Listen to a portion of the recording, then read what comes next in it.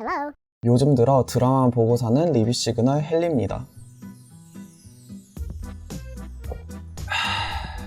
여러분, 정말 속상한 얘기 하나 해도 괜찮을까요? 약 2달 동안 저는 꽤나 장기전으로 다이어트에 집중하고 있는데요. 요 근래 컨디션이 좋지 않아서 해야 할 일만 후딱 끝내고 대부분의 시간을 드라마 보는 데에 소비하고 있습니다. 그런데 이럴 때 맥주를 한 캔 딱 하면 너무 좋을 것 같은데 그러지 못하는 게 정말 한이 되었습니다. 하지만 그 덕분에 더욱 드라마에 몰입해서 보았고, 그런 의미로 오늘은 여러분께 조금 편안한 분위기로 며칠 동안 정주행한 드라마 4편에 대해 이야기해보고자 하는데요. 바로 헨리가 몰입해서 본 일본 드라마 4편입니다. 비교적 최신작부터 제가 학생 때 보았던 것까지 다양하게 준비해보았으니 어디서부터 일본 드라마를 시작해야 될지 고민되는 분들께 도움이 되었으면 좋겠습니다. 그럼 지금부터 들어가 보겠습니다. Start now. 제로 칼로리 음료수와 함께하는 첫 번째 일본 드라마는 바로 로맨스 드라마의 기본이라고 할 수 있는 장난스런 키스 러브 인 도쿄입니다. 사실 이 작품은 많은 분들이 이름이라도 들어보셨을 것이라는 생각이 들 정도로 너무나 유명하죠. 여러 국가에서 실사화된 버전 중 제가 본 버전은 2013년에 리메이크된 버전으로 고등학교 때 저의 로맨스 감정을 책임지기도 했던 그런 버전입니다. 머리도 좋아, 집도 잘 살아, 거기에 얼굴도 잘생긴 완벽한 남자 이리에 나오키와 그와는 정반대, 하지만 마음만은 너무나 따뜻한 여자 아이하라 코토코의 사랑 이야기를 담은 장난스러운 키스. 고등학교 시절부터 대학교 그리고 취업 이후의 내용까지 담고 있는 이 드라마는 처음에는 능력치와는 정말 정반대로 감정이라고는 느낄 수 없었던 나오키가 코토코를 만나게 되면서 어떻게 변하는지, 또 어떻게 두 사람의 사랑이 익어가는지를 보는 재미가 있는데요. 제가 이 드라마를 약 8년여 만에 꺼내서 다시 본 결과 여전히 특유의 설렘 포인트들이 다시 한번 연애 경험이 없는 저를 설레게 만들었지만, 확실히 이 시간만큼 지나치게 많이 울고 수동적인 코토코나 역시나 지나치게 싸가지가 없고 선 넘는 나오키의 모습이 오히려 낯설게 느껴지기도 했습니다. 하지만 보신 분들은 공감하실 거예요. 로맨스의 로도 찾을 수 없던 이 두 사람이 마지막으로 가면 어이쿠야 싶을 정도로 불타오르는데 고개 아주 미쳐요. 오랜만에 오글오글 거리는 로맨스 감정이 필요하신 분들께 적극 추천해드립니다. 두 번째 드라마는 아니 헨리 이 사람 이렇게나 로맨스 진심인가? 싶은 생각이 들 수도 있는 30살까지 동정이면 마법사가 될 수 있대 입니다. 아니 들어보세요. 저는 이 작품이 무슨 이세계물처럼 판타지 드라마인 줄 알았습니다. 그런데 어라? 내용이 흘러가는 게 나름 판타지이긴 한데 로맨스인 것입니다. 그것도 무려 BL. 일단 저는 최애 영화가 Call Me By Your Name인 만큼 BL이나 GL이란 장르가 다른 로맨스물과 다르다고 생각하지는 않는 사람인데요. 오히려 이런 장르의 작품이 좋은 이유는 뻔한 로맨스 상황도 더욱 아련하고 감성적으로 풀어낸다고 할까요? 특히 이 작품이 그러해서 정주행을 할 수밖에 없었습니다.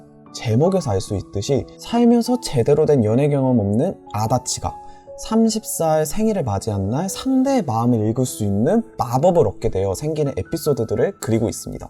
그리고 그런 아다치가 자신을 몰래 마음속에 품고 있던 직장 동료 쿠로사와가 사랑에 빠지는 과정을 아주 달달하고 때로는 코믹적으로 표현했습니다. 이 작품은 근래 보았던 일본 드라마 중에 고구마가 가장 없었고, 자연스러운 연출과 아슬아슬한 선 위에서 벌어지는 로맨스가 마음에 들었던 작품입니다. 그리고 한 편당 길이가 짧기 때문에 몰아서 보기도 좋았고요. 개인적으로는 아다치의 정말 진심인 직진 집착남의 정석이라고 할 수 있는 쿠로사와 캐릭터가 정말 마음에 들었지만, 쿠로사와 역의 배우가 우익 논란이 있다는 것을 정주행한 뒤에 알게 되었으니 여러분도 참고 부탁드립니다. 서로 조심스럽지만 그 안에 소소한 설렘을 느끼고 싶은 분들께 적극 추천드립니다. 여러분, 자극적인 거 찾는 사람은 여기에요. 세 번째 작품은 포토그래퍼인데요. 이 드라마 역시 제가 제목만 보고 시청을 시작했는데 알고 보니 BL이었습니다. 근데 사실 이 드라마에서 초점을 맞춰야 하는 것은 남자와 남자의 사랑이 아니라 뭐랄까 본능적인 사랑이라고 해야 될까?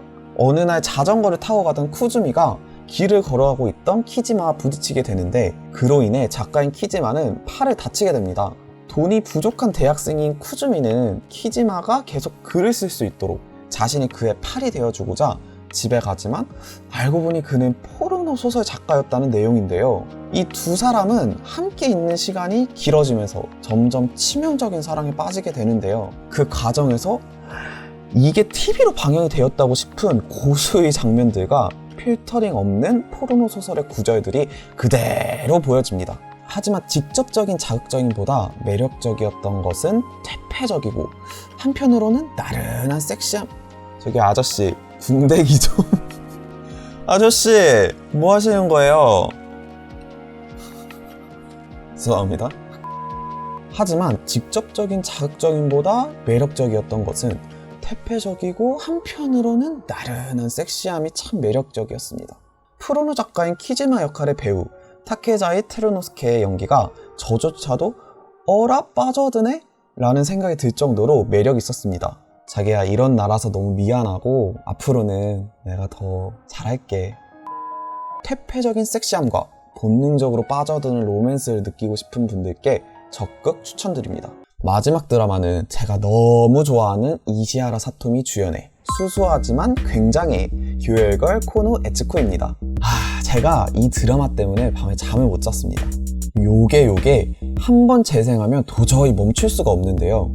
평생을 패션 잡지 편집자가 되기 위해 7.8기 같은 출판사에만 입사 지원을 한 코노 에츠코가 드디어 입사에 성공하나 싶었지만 어라? 지하에 위치한 교열부 소속이 되며 벌어지는 이야기를 담고 있습니다. 코노 에츠코는 패션에 관심이 많은 만큼 언제나 눈에 띄지 않는, 항상 뒤편에서 무엇인가 이루어지는 교열이라는 작업이 적성에 맞지 않는다고 느꼈지만 궁금한 것은 참지 못하고 하고 싶은 말은 무엇이든 하는 일명 코에츠의 성격은 오히려 위축되어 있었던 다른 교열부 동료들에게 새로운 바람을 불어넣어 줍니다. 내용적으로도 정말 마음에 들었지만 일본 드라마 특유의 과도한 감성 유발이 적은 편이었고 무엇보다 매화 5번 이상 의상을 갈아입는 사토미의 패션을 보는 재미도 있었으며 그녀가 표현한 코에츠 캐릭터의 특유 건강한 에너지가 정말 기분이 좋았습니다. 그냥 이 드라마는 웬만해서 꼭 보세요. 우리가 당연하다고 생각하는 일을 우리의 뒤편에서 묵묵히 수행하는 사람들을 그린 드라마라서 긍정적인 에너지를 가진 캐릭터에 호감이신 분들께 추천드립니다. 네, 오늘은 이렇게 총 4편의 일본 드라마에 대해 이야기해 보았습니다. 이 모든 드라마를 대략 5일 만에 정주행한 저희지만 사실 아무것도 안 하고 이것만 본 건 아니고요. 4편의 드라마 모두 설거지나 청소 혹은 다른 작업을 할 때 옆에 켜두고 보기 좋은 드라마이니 여러분도 한번 편하게 시도해 보시길 바랍니다. 그럼 오늘은 여기까지. 다음 리뷰로 돌아오겠습니다. 안녕.